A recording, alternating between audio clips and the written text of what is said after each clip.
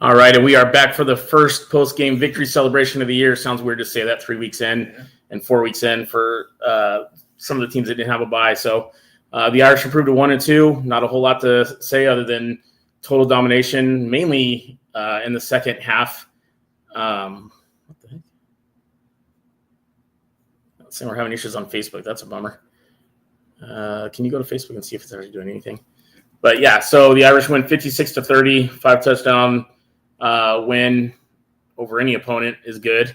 So Gary's live right now. Oh, Gary's live. Okay, he's probably doing the post-game deal. Yeah. Anyway, let's see what. Because there's 2 people going live. Yeah.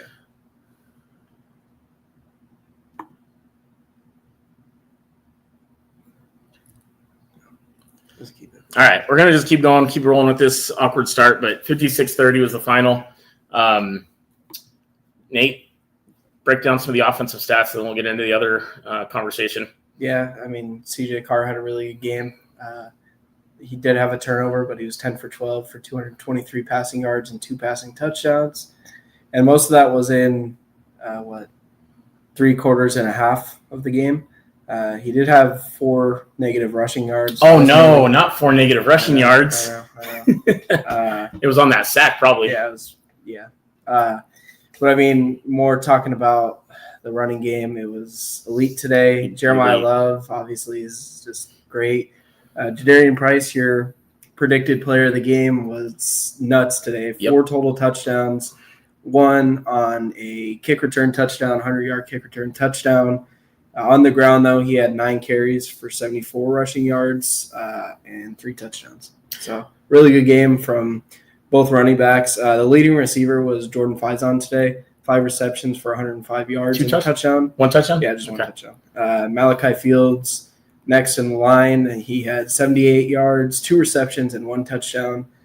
Micah Gilbert, he had 37 receiving yards on 2 receptions. I think he had both of those was with Minchie, right? Yeah. No, he had one with Carr. Did he? Yeah. I didn't see that one. So, yeah, good day all in all.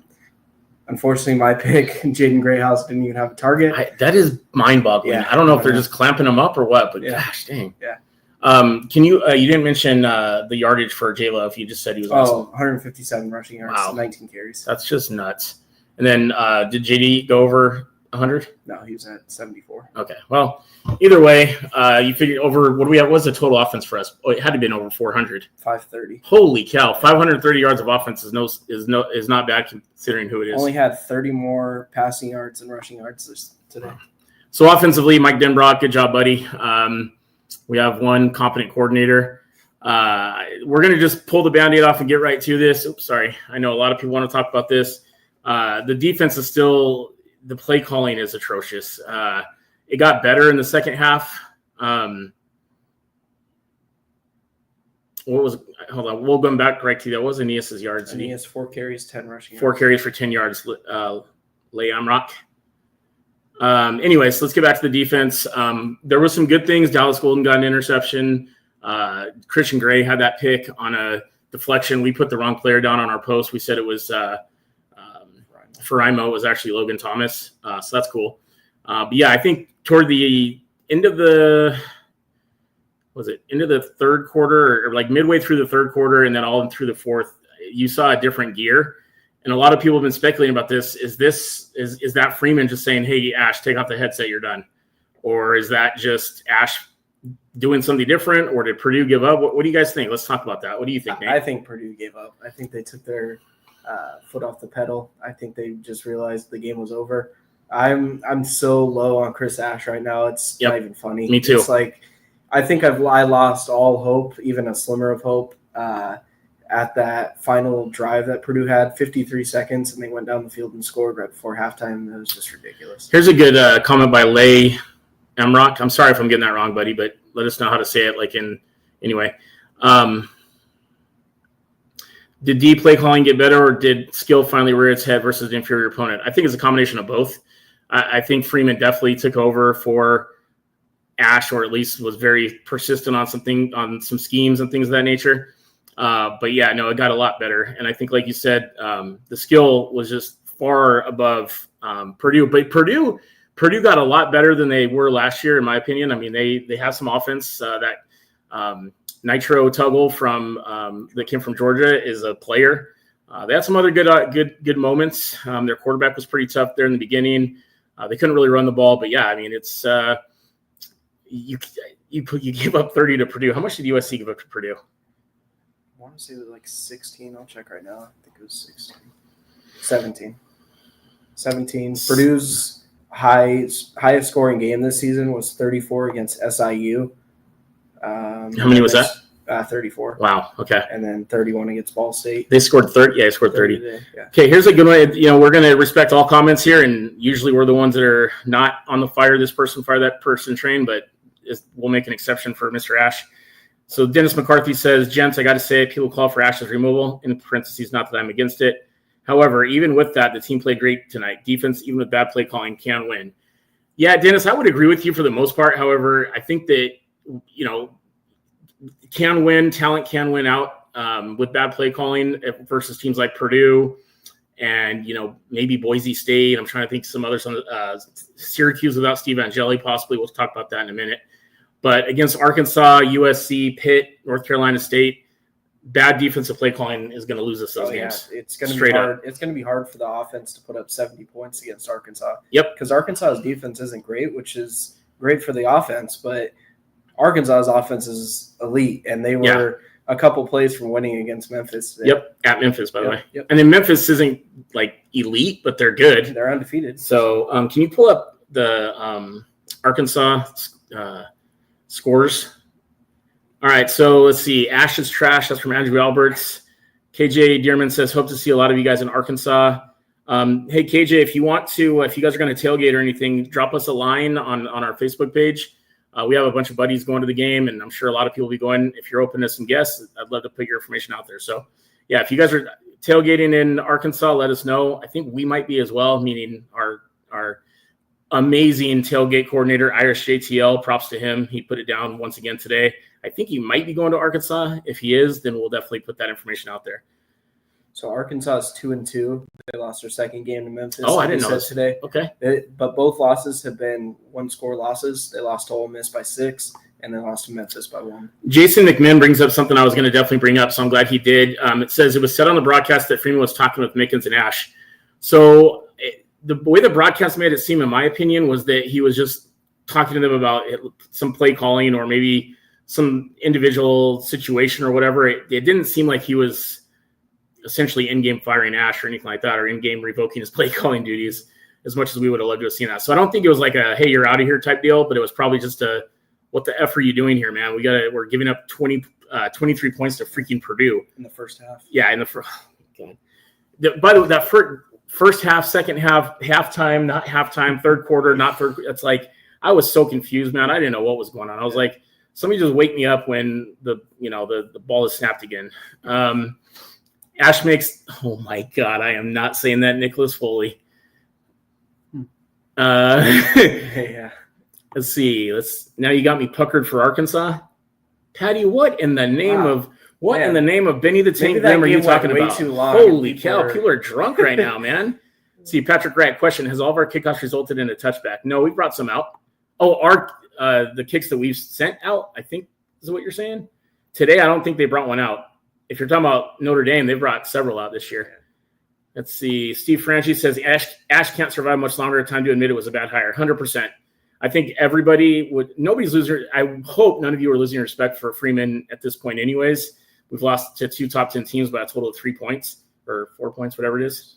But I think everybody would respect him even more somehow if he just said, look, man, I made a bad hire. We're moving on. He's going to be a defensive analyst, or he's going to serve food in the kitchen, or pretty much anything other than being the main guy on defense would be very respectable. And I think people would really appreciate it because that is not going to be good against the suey pig or whatever they say.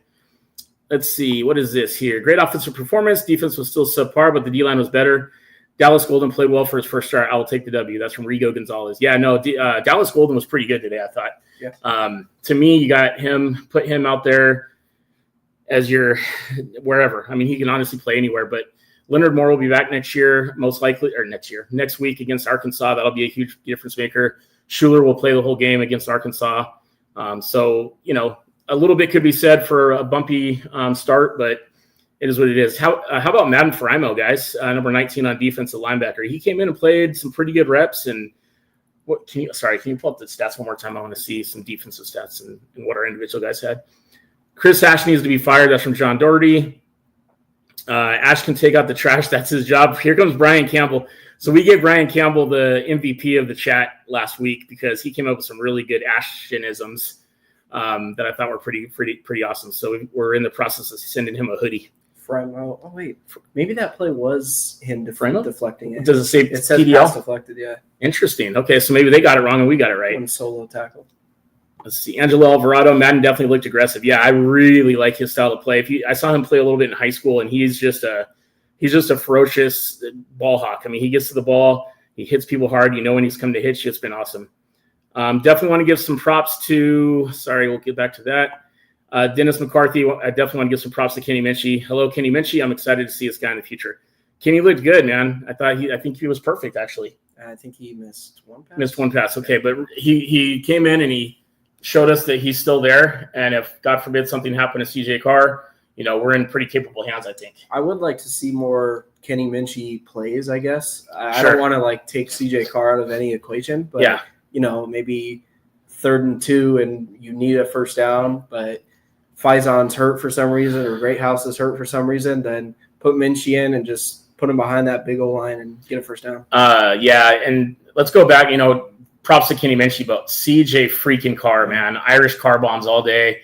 First play of the game on offense for us, and he throws a 60-yard touchdown pass to Malachi Fields, and it was a pretty ball. He threw another one. I mean, he's what we've been missing for the last 6, really since Ian, and I'd even go further back than that and say Jimmy Clausen. But I think my favorite play of the game was the one to Faison where he checked the play and said, basically signaled to Faison, hey, this one's coming to you, and then burned the quarterback. Yeah. Oh my gosh. That was nice. Tyler Bridge with another Chris Ash fan club comment. Fire Ash immediately. This is a scheme issue, not a talent issue. Agreed. 100% agree. We have the talent. We have the talent on 2 deep, 3 deep even in some cases. I mean, Josh Burnham, by the way, played good today, I thought. Not so much in the scorebook, but I thought he played pretty good. Denbrock finally let him cook and go deep. Yeah, no, that was those deep balls he throw were sweet, especially on the play action that I just love play action passes. Kyle McKelliton said Fire Ash, #Fire Ash. Yeah, we agree. And again, we're never the fire this guy, fire that guy, but it's time. He's got to go. Got to go, buddy. Sorry. If you're watching this podcast, can you just resign? Let's just make it easy for everybody. I know you're not, but if you happen to be later on and it comes across your algorithm, your feed, just resign. Just resign. Just give it a thought. Yeah, I mean, I'm sure the trust fund or whatever for Notre Dame can afford to give him a buyout. Just make it happen. What's that? Wow. Crazy. Okay, that Brian Campbell. Holy moly. Wow. I'm putting that up there, but I'm not saying. Here's a good one from Patrick Wright. Dang it. Where'd he go? There you go.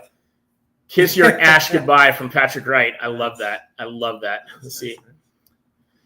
Let's see. What's this one here from Iron Mike? Let Mickens cook. Ash needs to go tonight. Agreed. Yep. Agreed.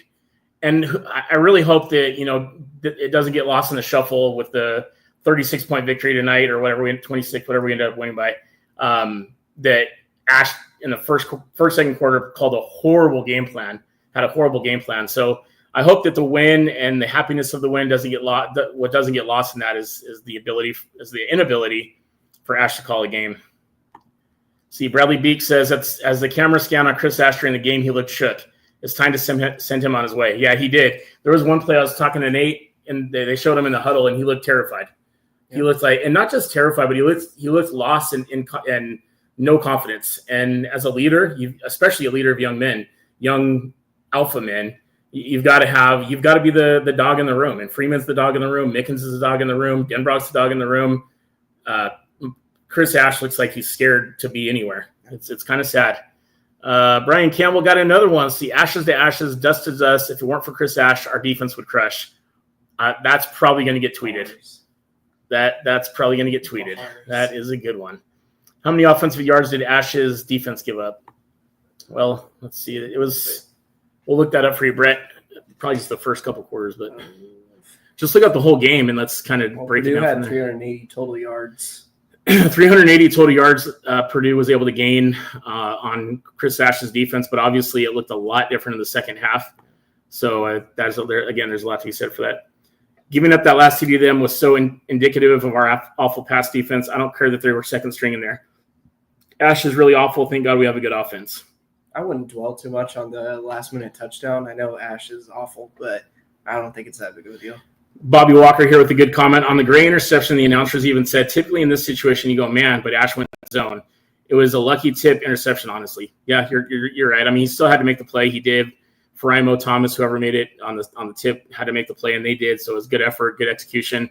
But yeah, the commentators, you could tell they were trying to like salvage some goodwill for Chris Ash. They showed some sort of table that had Chris Ash or the stats underneath Al Golden, and then the stats underneath Chris Ash. And I don't think they got the right numbers. It just seems very suspicious to me. But they were very much, trying to rally the troops around Chris Ash, but it's too late, man. Patrick Wright, you bet your ash the defense sucks. That's funny. On a side note, if you can get 4K on your television, do it. You can actually hear how loud the crowd is in the band. Yeah, that's from John David Hartman. We have 4K on here on our main TV, and it's freaking awesome. It's been an amazing upgrade to watching the games. I can't. Bradley Bisick as head coach, sure. Pat Fitzgerald. Oh, yeah. Okay. No, not as head coach, as DC. He's talking about DC for sure. Keith Travers, thank you. Jason Garrett is garbage as a commentator. I could not agree more. I don't know what's worse, him as a coach or a commentator. I honestly don't know. They're both equally horrible. Yeah. I've said this last season quite a bit, and it really irritates me. But why do they always cut off the beautiful opening before the kickoff? Here come the Irish, followed by shipping up to Boston. Every time Garrett's big mouth is on the call, it gets cut off. So Garrett, if you could just kindly resign along with Chris Ash, just put them in together, save some paper, save some trees. Don't be selfish. Just email it. We don't even need you to sign it. We don't need a wet signature. Just email it, both of them. DC only, team up with Freeman. We're talking about Pat Fitzgerald there, the former Northwestern head coach who, holy moly, if that dude came over and coached the defense, yeah. Drew Brees was pretty bad too. Drew Brees wasn't too bad. Hi, guys. That's from Don Sandover. Hey, Don. How you doing, buddy? Good to see you on here. Stop beating around the bush. How do you feel about Ash? That's from Mike Skubik. I can't tell if you're being serious or not, but we very rarely. I can't think of maybe Brian Van Gorder, but not even as bad then because there was some bright spot. Parker was pretty bad. Parker was pretty bad, but not to the point where I wanted him fired midseason. I mean, this is just insane. I wanted him fired. I wanted him fired after the Ohio State game. Well, I want Chris Ash to not have an office tomorrow in Notre Dame. At one point in the game, Freeman ripped Ash's headset off and switched it for the one he was wearing, and Freeman was pissed at Ash. So I wonder if Freeman had enough of Ash. I can only hope. And I'm sure everybody's going to ask him in the I hope people ask him about it in the post-game presser and then the presser on Monday. Hopefully he'll have a definitive answer or not. And I love Freeman. I don't want him going anywhere ever. Well, ever, but for a long time.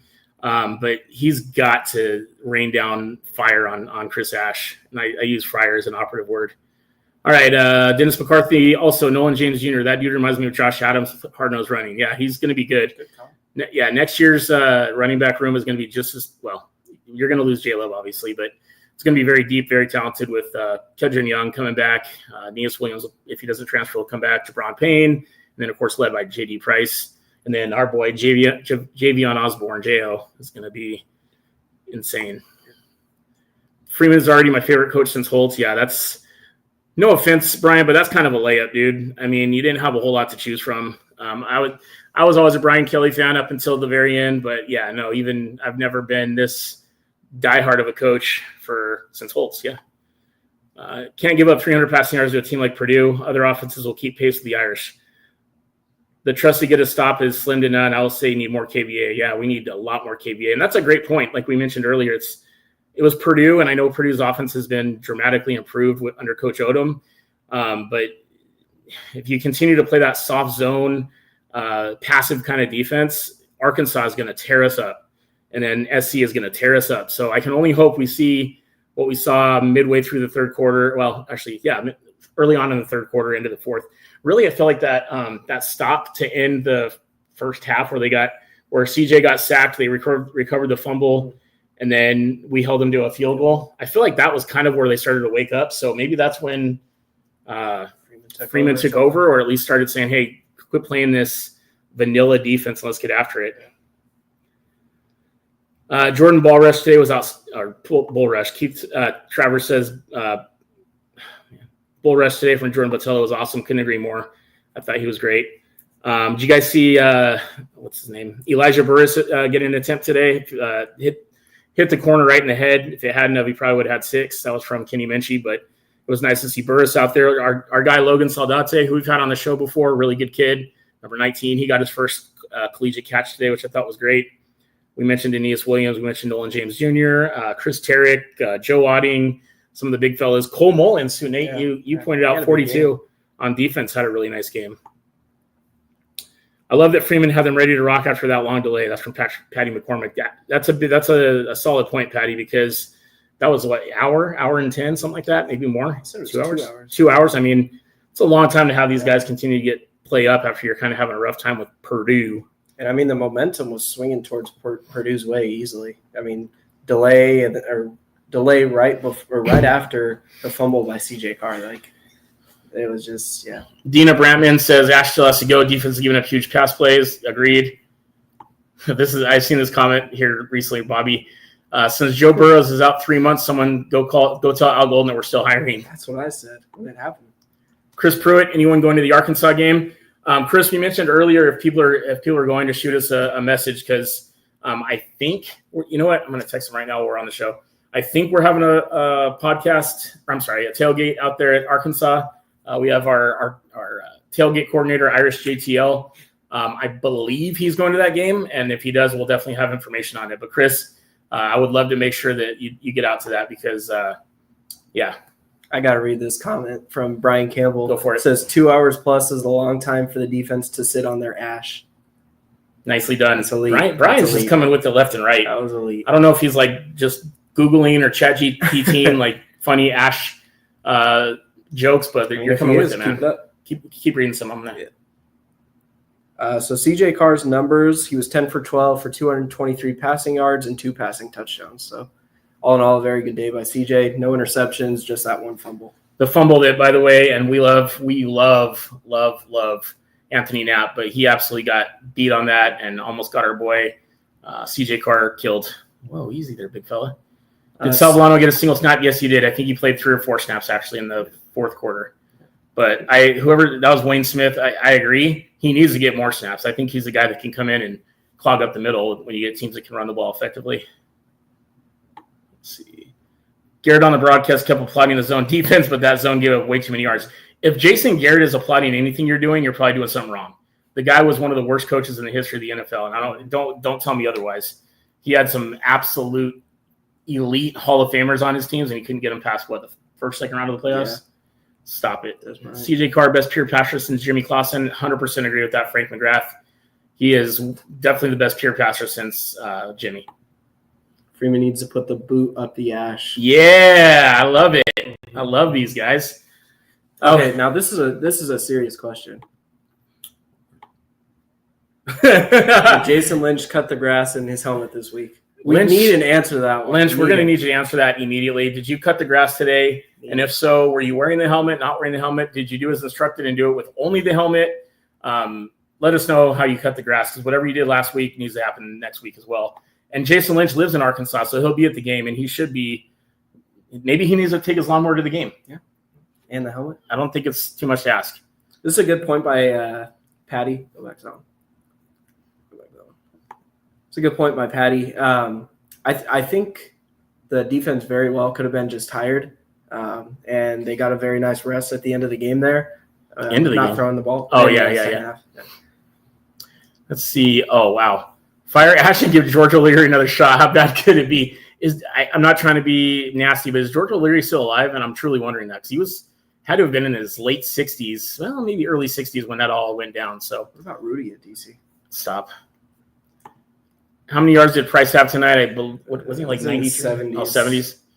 Yeah, 74. 74 yards rushing, 3 touchdowns on the ground, and then a special teams return for a touchdown, 100 yards. So I guess you'd say 173 yards all-purpose plus the four touchdowns, which is just phenomenal. Yeah. Let's see. What made you guys Notre Dame fans curious? Sorry if it's off topic. I want to hear your story. Oh, yeah. Angelo Alvarado. Cool. Good question. So, yeah, we're both originally from Southern California. Obviously, he was born there. I was too. Just when I was younger, 6, 7 years old, it was the 87 season. They were really bad, but I saw Lou Holtz on TV and I thought he was really awesome. And I saw these guys running out with the gold helmets and the sun shining down on them and heard the fight song and I was hooked. And then the next year in 88, my dad took me to my first ever college football game, and it was Notre Dame at Southern Cal at the Coliseum. And it was just an amazing experience. After the game, just about everybody on that 88 team came over and shook my hand, gave me a high five, signed this hat that I have. And just from there, it took off from there. So here we are, let's see, 12, 30. So 37 years later, still an absolute diehard. Give your story. Yeah, I mean, it's a very short story. I was born into it. I didn't have a choice. There's 8 teams in Southern California, and I couldn't choose one of them. Yeah. So I'm stuck with Notre Dame, but I'm proudly stuck with Notre Dame. That's what I'm talking about. Yeah, we've been in it through the thick and the thin, and it'll never change. We could be 0 in the season, and I'm still having my pregame routines, doing the podcast, doing the postgame podcast, spending way too much money on trips. But this is passion. You guys all know it's passion. Not much about Ash in the presser from Jason Lynch. Hey, Lynch, you just joined, and I don't know if you responded to this yet, but did you cut the grass today? And if so, how did you cut the grass? Please. Let's see. Brett, that's some sore ash hole, I bet. Wow. I don't even know what. Chris Pruitt said he is 79 and still alive, referring to O'Leary. Thank you. Gosh, I'm like really struggling today. Bobby Mittenberger, CJ Carr equals baller, 100%, 259 yards passing, a couple tutties. Let me get in on sponsoring this show. Okay, we'll send that in for you, Ace. Not a problem at all. That's a sore ash. Love it. Yes, sir, from Angela Alvarado. Saw somebody say SoCal in the house. If you're from SoCal, whereabouts are you from? Oh, that's from Jason McMinn. Where you at? Where are you from, Jason? We're from Riverside, California, originally. Oh, there's the Lynch comment. All right, Jay, here comes the comment you've all been waiting for. Nobody wants to know about Chris Ash. Nobody wants to hear about Mike Denbrock. They all want to know the final score. No, they want to know, did Jason Lynch cut the grass? Here we go. I didn't cut the grass in the helmet, but we did go flea marketing in the helmet. Yes, I know what you're doing next weekend. Lynch, you disappoint me daily, okay? Wow. Jason Lynch is one of our staff members at Del Suppercons, and I'm just like, man, you really let us down, Lynch. This hurts. Jason McMahon Torrance, okay. LA County, I see you. Let's see. Waste of a championship offense. That's from Nick Papandrea. Let's hope we can't. I don't know if we can say that just yet. I mean, again, playoffs, in my opinion, are still a long shot, very, very long shot. I mean, there's so much that has to happen for us to get in, but there's still a lot to play for this season, and we just got to beat the piss out of everybody on our schedule. That's literally the only way it can happen. And we need Miami to keep winning. We need A&M to keep winning. I think A&M will probably end up losing at least 1, maybe 2 games in that SEC. I could see Miami running the table and getting in and winning the ACC. Clemson is terrible. They got boat raced by Syracuse today. Speaking of that, we said we were going to get back to this, and I do want to get back to this. Steve Angeli got hurt today against Clemson, and it looks really bad. He was on crutches, no pads after he came out of the game. Man, I hope that kid gets better. He's a absolute stud as a person and, as a football player. Was really hoping that when we see them, Syracuse in November in South Bend for the senior night last home game of the year, that he's full strength so we can have a really good competition between him and CJ Carr. But we'll see how bad it is. We'll try to keep everybody updated because Steve Angeli, as far as I'm concerned, is forever Irish. And and he's gonna be one of those guys I think that like you still always associate with Notre Dame. Yeah. Even though he really only got one career start again in the Sun Bowl against Oregon State, he's still always going to be associated with Notre Dame. Dina, why isn't Freeman stepping up and taking over the defense? I don't think we know if he has or hasn't. I mean, we definitely saw a different kind of defense in the second half today. I thought it looked a lot more aggressive, a lot more old, like Al Golden style. So who knows? Maybe he is, and maybe it's kind of just a silent firing, and Chris Ash is just kind of left in the shadows. I don't know. Oh, that's Where was that comment out about? Love Angeli sad to see him in a boot and crutches. Yeah, that sucked, man. I've been Team Carr since the second he committed, but I think Angeli competed as best he could, but it just wasn't the way to go. Jason Lynch, that's the reason I don't go to Clinton. I'm afraid to see you mowing the yard naked. That's fair. That's fair. Chris Pruitt with a zinger of zingers, baby. Let's go. Guys, let's see. Guys, we were on the table 10-2. We're in. That's from Jimbo Mueller. Yeah, I mean, I could see it, man. I really could. I think there's just so much that has to happen.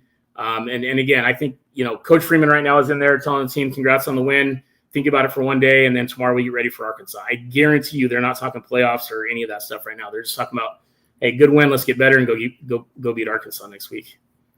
Anyone watch the press conference? No, not yet. We're going to probably watch it and have some notes on it later on our Twitter or X and Facebook. Jason Lynch, Patrick White, we just haven't had any rain to necessitate mowing this weekend. I would do better next week, but I'll be at Arkansas. That doesn't mean you can't mow it in the morning, dude. That's not you guys are – come on, man. What else we got? No, that was on there. Let's see. This is from Brian Campbell. Only way in at 10-2 is if teams make conference title games with 2 losses and lose for a third loss. Yeah, you're probably right, Brian. But I think especially with like the SEC, I think you're going to have a 2-loss SEC champion, maybe 3. ACC, I could see Miami winning it going away, which would obviously help our strength of schedule. The most ideal situation, in my opinion, would be A&M and Miami both winning their divisions, which is very unlikely in the A&M's case. But if they both won their divisions, I think, or their conference, I think that would definitely help our chances of getting in if we go 10-2. And that's a big if, in my personal opinion. Okay. From Johnny Self, Carr looks great, and these young guys are playing good. Love to hear the halftime lighting break the D. Halftime lightning break the D looked much better. Yeah, it's totally different team on defense. Peter Zabrowski, our boy Z, Coach Z. Under/over could be 90 for Indy, Arkansas. No joke, man. That's gonna be insane, guys. That's gonna be a shootout of shootouts. What's that court? Talon Green. He's good. I like him. I won't like him next week, but he's good. Let's see what else here. I love that our comments on this show usually end up getting towards Jason Lynch's mowing his lawn schedule. It's freaking awesome. Or Chris Ash jokes. I think I would take the over on a 90. I'm not even kidding. Not even Leonard Moore or ex-players could save this scheme. Why do we hire a DC that hasn't won wherever he has been? I couldn't answer that. That's from Richard Bethel. I could not answer that. It's frustrating. There's somebody way richer than us that has an answer to that, and maybe one day we'll learn why. But same with the Jared Parker hire over the dude from Utah. That was another one that was a head scratcher. It just doesn't make any sense to me, man. Well, I think both can be characterized as kind of panic hires, because I know the Utah coach decided to go to Utah and decline the Notre Dame offer. True. So then I don't know, settle with Parker. Here's one from Christopher Hegedus. What's up with all these injuries? Moore, Devontae, Burnett. How long are these guys out for? And when is Jagasaw coming back? Knapp is really struggling. I think Jagasaw has at least another 3 to 4 weeks out, so we probably won't see him until probably around the SC game, is my guess and what I've been hearing. I think Devontae was close to being healthy today. Am I wrong or am I right? Yeah, I think it was kind of just so I think Moore and Devontae. Yeah, I think next week is going to be probably one where we're back to just about full strength, save Charles Jagasaw, which obviously would be huge. Burnett will be back next week. I'm almost positive of it. Yeah, I mean, I think it's just been some really bad timing to start the year, just like it was last year. I mean, thankfully this year we're not losing our 2 different starting defensive ends. That was an absolute crusher. But yeah, no, I hear you, man. It's frustrating. The first couple weeks seems to always happen. Chris Pruitt, I'll be up in Fayetteville next week with my kids. Hope to see you up there. Yeah, the 2 of us won't be there, but Jason Lynch, one of our best dudes, one of our administrators for Dos Leprechauns pages, will definitely be there. And I think once again that we are going to have a tailgate. I just don't know for sure. I'm trying to confirm that for you guys right now. And he hasn't answered yet. He's probably still at the game cleaning up. Let's see. Bobby Walker, Notre Dame will be in at 10-2 without a doubt. TV rankings and fan base equals money. I agree with that. Good point. Keith Kyle, Brian Campbell. Okay, this definitely is the best one. Which one? That one. feel free, man, to fire his. It's pretty good. You guys are coming with it. All right. So another question. We dropped this on our Twitter, but I kind of want to hear from the folks here. We might put it back up. Nope, I can't find it. But I think it's time to re-release the Irish Car Bomb shirt. Thoughts? Yeah. What do you guys think? Re-release of the Irish Car Bomb shirt will need to make enough that we can support the Chad Tuff Foundation, which is CJ's foundation, and then obviously recoup the cost of our shirts that we actually purchased. But Irish Car Bomb shirts, yes or no? Let us know in the comments. We're going to be jumping off soon, but we'd love to hear from you guys if that's something you'd like to see or wear. Let's see. Jason Lynch will for sure have Friday Indy locker room content. Are you talking? Huh? Cool. Okay. I think he's lying. Oh, okay. Brett Boyson, wash that nasty ash. These are great. I feel like we need to do just like a compilation of all the great ash comments from the last couple jokes of all time. Oh, greatest ash jokes of all time. I love it. Ace Diller says he'll get one. Let's get with his family. You know I'm in. Absolutely. Brian Campbell, McCormick says yes. We will. Let's see. Patrick Wright says, I'm still thinking that every kickoff our kicker has put the ball in the end zone for a touchback. Why we give other teams a decent start at the 25, try pinning them deep within the 15 or deeper. Couldn't answer that, man. I'm not a special teams guru. But I guess I don't know. I mean we can ask Coach Biaggi, but Bianchi, whatever his name is.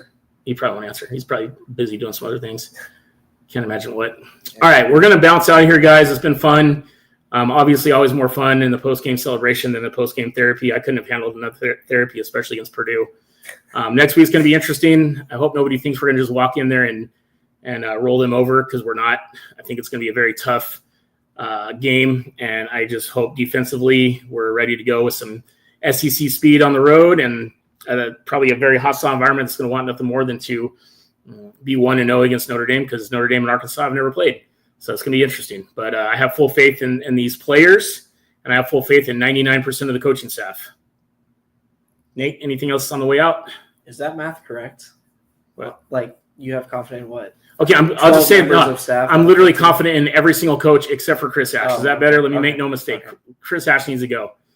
With that, you guys have a great rest of your weekend. Thank you very much for all your support. We love all of you guys. Appreciate it. We'll talk to you guys soon. Go Irish. Beat Arkansas.